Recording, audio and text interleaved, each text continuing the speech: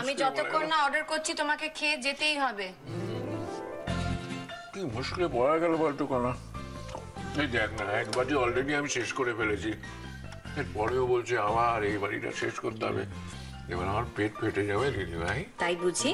পেট ফেটে গেলে যাক। হ্যাঁ হ্যাঁ, চুপচাপ খেয়ে যাও।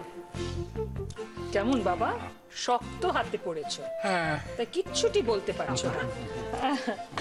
আমি বা নুরি বললে তুমি আমাদের বকে চুপ করিয়ে দাও, আর এখন নাতনি বলছে তাই কিচ্ছুটি বলতে পারছো না, তাই না? ও ওই যে কথা আছে না আপা, আসলে চাইতে সুদ বেশি, কর্তার হইছে তাই।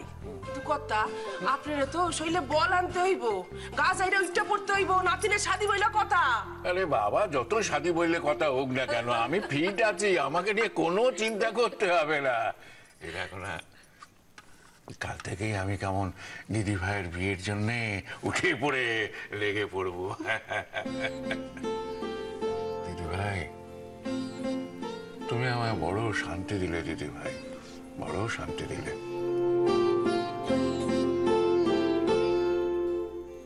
শোনো দাদু ভাই, তুমি যদি ভাবো যে আমি জাস্ট একটা কথার কথা বলেছি, তাহলে কিন্তু তুমি ভুল ভাবছো। আমি যা করব আমি তোমাকে সেটাই বলেছি। এরপর যদি তুমি হাঙ্গার স্ট্রাইক করো, এমনকি আমাকে গৃহবন্দীও করে দাও, তাহলেও কিন্তু it's not going to work. আমি কিন্তু সেটাই করব যেটা আমি তোমাকে বলেছি। আমি যেরকম আমার কথা রাখছি, আমি এক্সপেক্ট করব তোমরাও তোমাদের কথা রাখবে। তুমি ঠিক কোন কথাটার কথা বলছো বলো তো দিদি ভাই? হ্যাঁ, সাতকাণ্ড রামায়ণ সীতাকার পিতা। আসলে তুমি তো আমাকে অনেক কথাই বলো, তাই বলছি এখন তুমি কোন কথাটা বলছো? দাদু ভাই, আমি তোমাকে মোটেও অনেক কথা বলিনি। এই প্রসঙ্গে আমি তোমাকে ঠিক একটা কথাই বলেছি, আর সেটা হলো ওই ইডিয়েটটাকে আমি বিয়ে করব ঠিকই, কিন্তু বিয়ের পরে বৌভাতের পরদিনই আমি।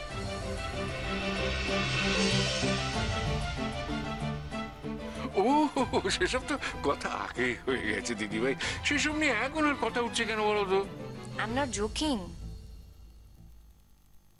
আমি কিন্তু কথাগুলো খুব সিরিয়াসলি বলছি। এই যে তোমরা এত আনন্দ করে আমার একটা বিয়ে দেওয়ার প্ল্যান করছো, সেই বিয়েটাই তো টিকবে না।